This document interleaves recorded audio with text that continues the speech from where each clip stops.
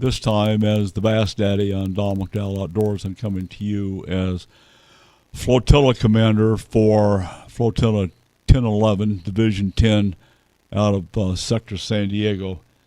You know, we're in the process of National Boating Safety Week. I want to share with you, in Arizona, we have had 7 deaths in 6 weeks. We had another one yesterday. The 7th death was a suspect trying to escape and evade police, and he jumped into Tempe Town Lakes, and he drowned. So, is that a boating statistic? I don't think so, but saves in court costs.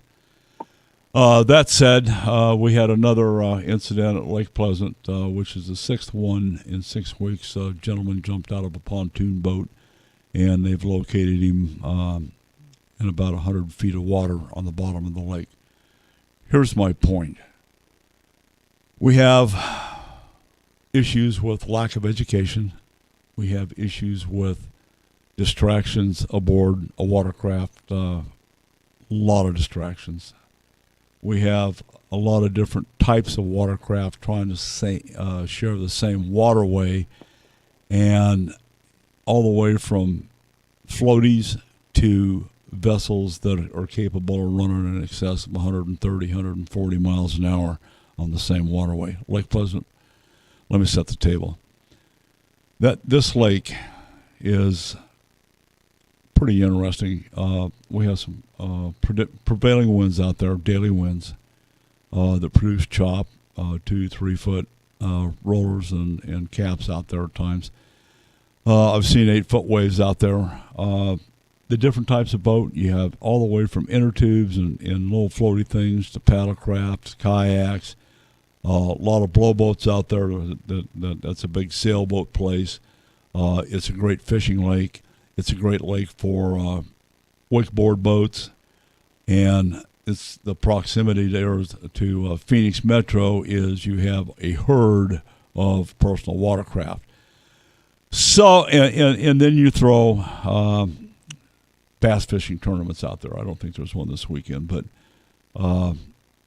it's not unheard of to see 70, 80, 100 boats trying to make their way in all at the same time. So here we have lack of boating safety classes.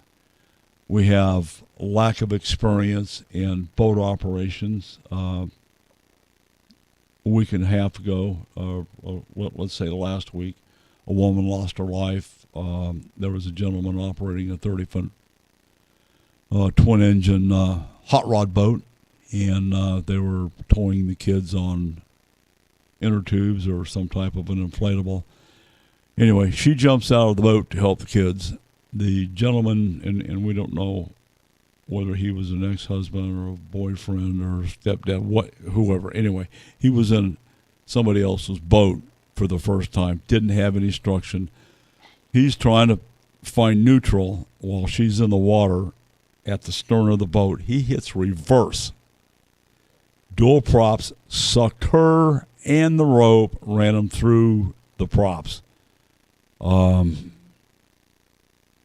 not going to be graphic, but she had one leg completely amputated at the hip. The rope was jammed in a severe cut on the other leg, and she didn't live to see the hospital. Was that avoidable? Absolutely, it was. There's several things that went wrong there. So, my point in bringing this up to you is, I use myself as an example. I've been boating, for more than 50 years, let's say. And we all get complacent. I've seen me do it. We need to step back and take a look at the overall big picture and just think of, okay, I'm going to be out here with my bass boat that runs 85, 90 miles an hour, and there's paddlecraft, there's blowboats, there's wakeboard boats. We got wind on the lake. Oh, summertime, people are drinking beer, driving boats, and think, oh my gosh, what could go wrong? People die. I'm asking you to wear your life jackets. Make sure you have properly sized and fitted life jackets for the folks in your boat.